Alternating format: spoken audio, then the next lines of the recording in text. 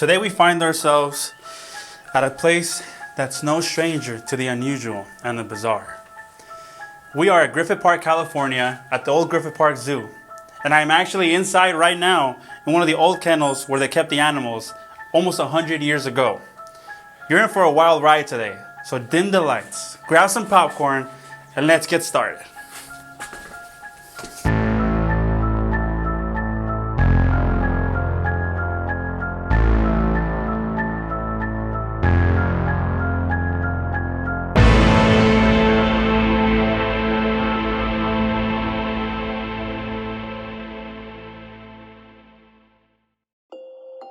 Griffith Park is a large municipal park at the eastern end of the Santa Monica Mountains, in the Los Feliz neighborhood of Los Angeles, California. The park covers over 4,000 acres of land, making it one of the largest urban parks in North America. It is home to notable historic locations such as the Los Angeles Zoo, Griffith Observatory, Greek Theater, and the Merry-Go-Round, where Walt Disney first dreamed up Disneyland.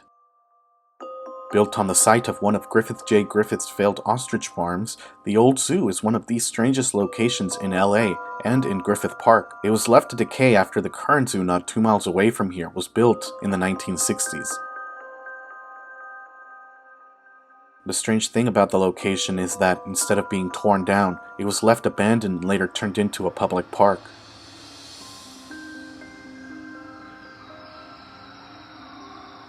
The old zoo opened its doors to guests in 1912 to a total of about 15 animals on display, with almost no budget, and it later shut down in 1965.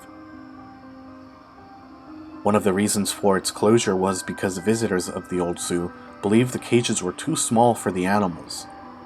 It's crazy to think how animals were kept in such small enclosures such as this one right here.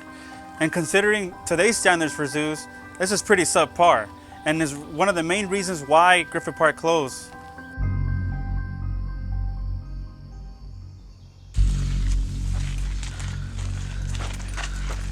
No, Take it away. It's right here.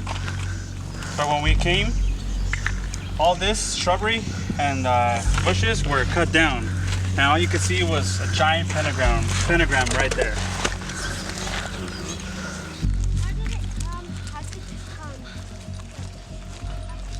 In the 1920s, a man by the name of William Nicholas Seelig donated animals to the zoo from his studios he had acquired for a failed attempt to create an animal theme park. During the 1930s, the zoo was expanded and most of the new enclosures were built into the caves with iron bars, a standard feature of zoos of the time.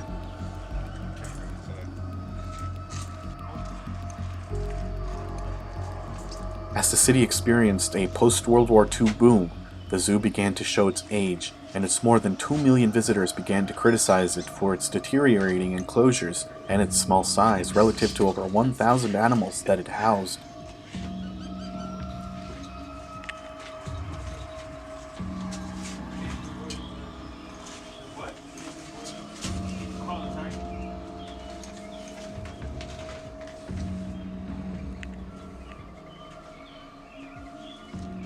Right behind me is a lion enclosure. And right here is the access way for the zookeepers.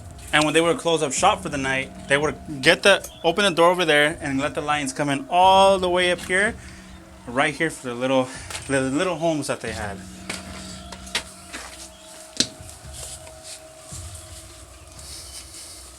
They would come in through here,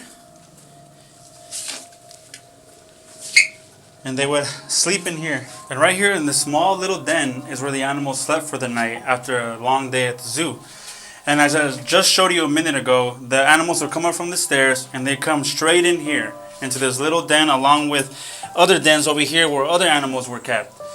And then the zookeepers at night, they would feed them through this little gate right here.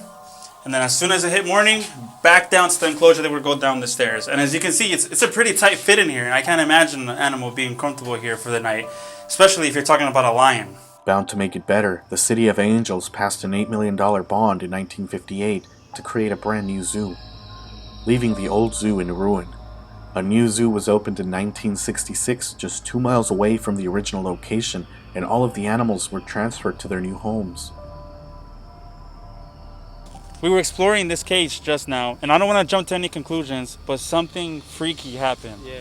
And I'm gonna let Kevin explain what just happened in here. Okay, so before this whole thing happened, I wanted to come back inside this cage because it's been like almost 8 years that I haven't entered this cage, and I remember my first encounter coming inside was really cool. It felt like weird, like a weird vibe, you know. And then coming back right now, it feels like a lot more different. Obviously, there's like, you know, spray paint and whatnot. But then all of a sudden, we're just chilling in here. We're trying to, you know, see what angle to film in, and then all of a sudden we just see this glass. Don't step on it, but you can see this glass right here. It came out of nowhere. Like, we even like expect this whole thing out. We didn't see anything. I mean, it could have been there. Maybe we missed it. Who knows? But it was just very weird for all of that to happen all of a sudden. So.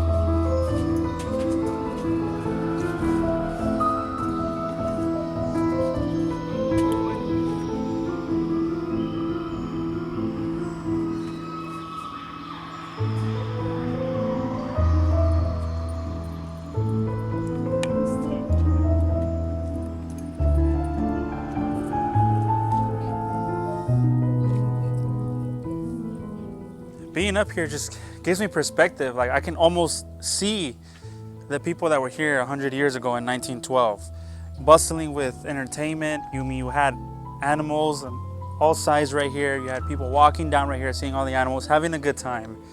And it's crazy to think when people pass by here, like, they would have never known that that was the case. It's lost in time, and it's only remnants of what used to be.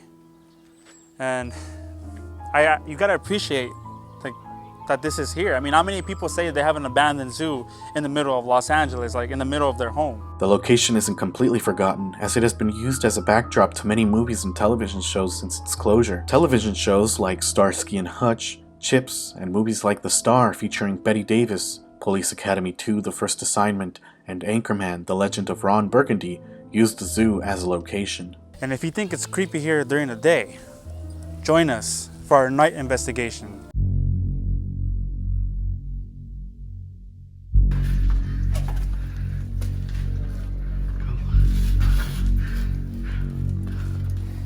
Okay, so we're starting the night investigation here at the Griffith Park Old Zoo in Griffith Park, California. And we're heading up these stairs to where the animals were kept after the end of the day at the zoo.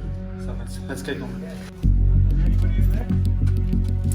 Nighttime visitors to the abandoned ruins say they hear what sounds like animals in distress. These sounds are attributed to suspected animal abuse at the location, considering the animals were held in such small enclosures, although no allegations have currently been made public. So we're in one of the cages where they would keep animals at the end of the day. If you come with me this way, you will see time has taken its toll here. There's a lot of graffiti. A lot of the bars have a lot of decay on them, rust. And over here, you'll see that this is a pretty big cage, so this has been a pretty decent sized animal in here. But even though it's tall, width-wise, I mean, I don't know how an animal could be comfortable in here. And we're here after dark. And just to give you an idea of what we're dealing with here, how dark it is, let's give you a little demonstration. Kill the lights.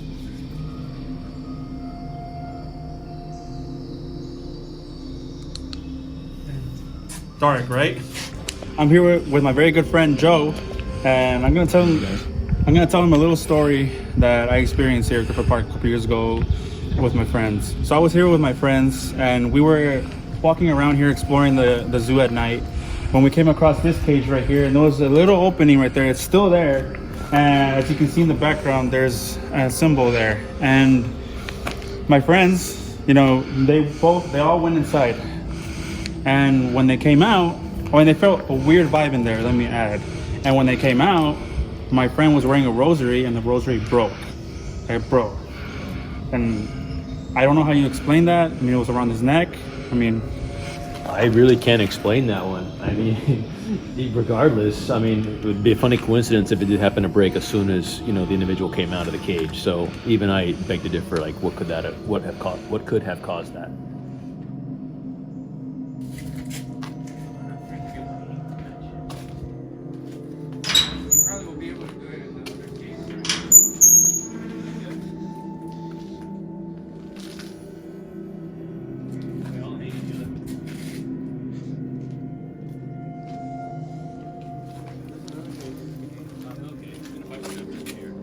another personal encounter that I've had here, well, personal story, I should say, happened the same night.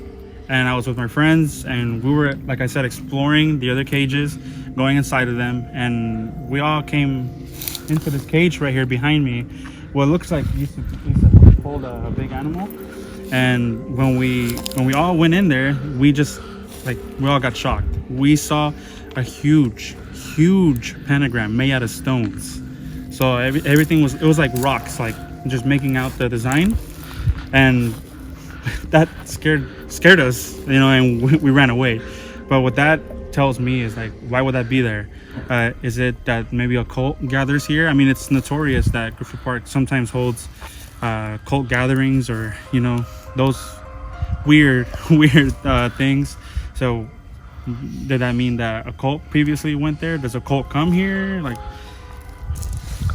That's just fairly interesting, because if it is a cult, or even then if it was installed there for whatever reason, what are they trying to contain right there if there's nothing supposedly in existence right now? While being here at night, obviously we're a little worried about the macabre and the creepy and the bizarre, but another thing that worries us is having an encounter with a pack of coyotes, which has happened to me before. And the coyotes here are used to people, so they will come close to you. And if you're by yourself, then that's a problem. So we have to be very careful around here. It's definitely a concern of mine. But we always, a tip that I recommend, if you decide to take a trip up here at night, then just stay with the group and never turn your back, and don't run away.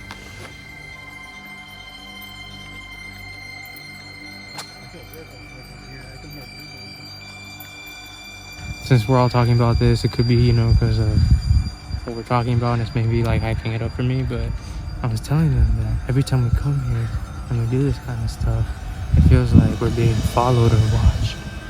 And I don't know, it's just like a creepy feeling, What's in there? It's like little.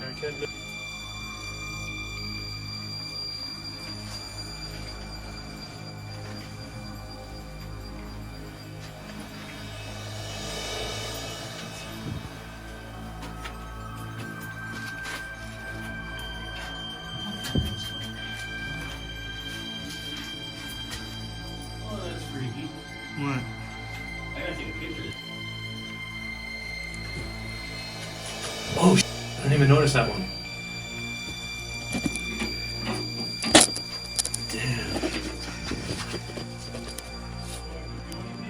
Yeah, that's really creepy. Yeah, that's really creepy. Yeah. And then there's that one up here. I wonder if there's more elsewhere. What'd you feel when you first saw that? Well, as soon as I looked to my right, I felt like something over my right shoulder. I still kind of feel that, which is weird. Kind of feel like it's staring at you. Yeah. And it's actively watching you. Wait, where's my phone? So, what exactly did you feel in there? It was strange, I go in, a lot of graffiti work, not surprising, but then I had to start crawling because, as you see, it's not too high, so it's just barely a little bit higher than that. So I had to go through the crawl space, and each one I get into, I look around, I'm like, oh, there's a bunch of graffiti work. However, the one I go into, I look to my right, it's like a little prison cell, that's blocking out, but on the wall behind it, it's showing an animated woman that's drawn in, and on the bottom it says bleed. And at that particular moment, I swear, I felt like something was over my right shoulder. I look over, obviously nothing's there. But maybe because of the tight enclosure, I couldn't get that weight off my shoulder until I got out. And how did you feel immediately when you got out? Felt relieved. I felt like there was like a heaviness on me that was off. and it was exciting to see, but I was like, whoa. And the thing that was mind-blowing to me was that perfect graffiti work. It's like, when was that done? Because there's no way that could have been done with the bars in front of it. Yeah. So who knows? And did you feel like a little bit, do you feel pressure on you? Or Yeah, on my right side, and it wasn't a good pressure. It was kind of like a heavy darkness, if you will. And keep in mind, everybody, Joe is here as a skeptic. He's a skeptic, but he's open to things, but he immediately goes to the first logical explanation. And is there any logical explanation as to why you felt as though somebody touched your shoulder? Yeah, no, that's why I said if I'm being the skeptic, the only thing I can say is maybe because of the enclosed environment, that's why I felt that, but it was particularly weird just on one side. Why not? It'd be on my whole body, you know? So that's an interesting factor. Where are we?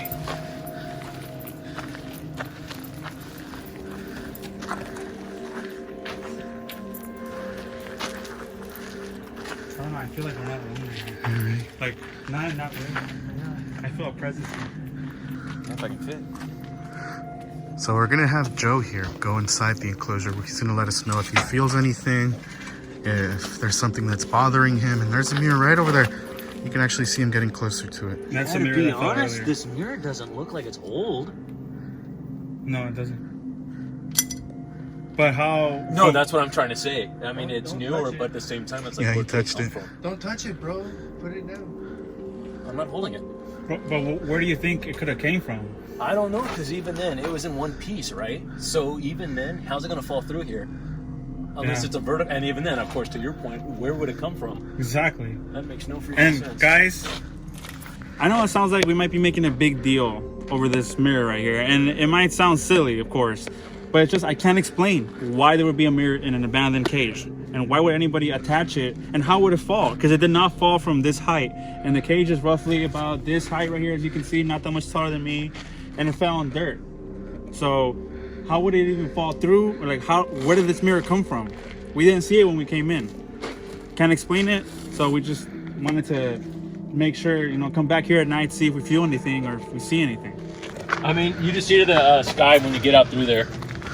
How do you feel being inside that cage?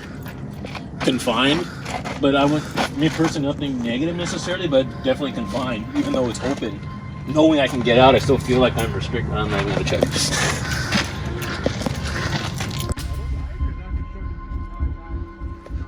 Yeah, it's eyes. No, it's construction. It's construction. Chill out, guys. Stay close. Stay close, Ken. What are you wandering out for? Yeah, let's keep up.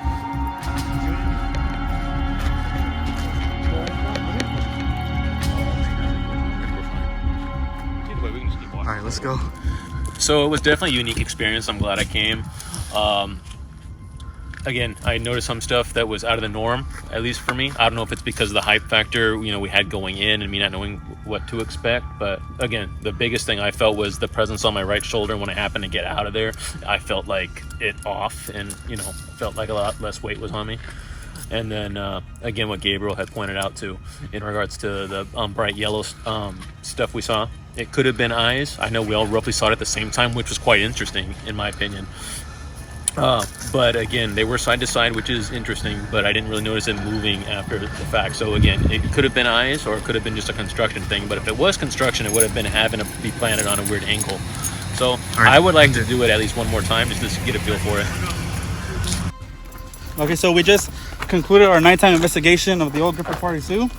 And me personally, I could definitively say there's definitely some weird stuff here at night. We definitely felt some strange feelings, and as Joe saw, there was some creepy graffiti, and we saw what appeared to be two bright yellow lights right above us on a little hill. To this day, we can't exactly comprehend what we saw that night, whether they were just reflective tapes on poles, or they were actually eyes of an animal, maybe even something more than that, something more supernatural and creepy. Whatever you may think it is, please leave a comment down below letting us know what you think it is. We'd like to hear what you have to say.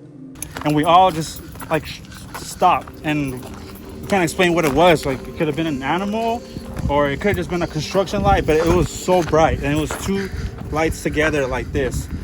So I mean, it could have been construction lights, or it could have been, it could have been an animal, or it could have been something else. But it froze us when we saw it, and it felt like a commanding presence, and definitely creeped us out. But whether Griffith Park is haunted or not, that remains to be answered by you, and it's up to you to decide. Griffith Park is no stranger to the bizarre, and from what we've seen here at the ruins of the old zoo, it's no exception. The whole park in itself has many stories to tell, just waiting to be heard. Stories you could only experience here in the House of Strange.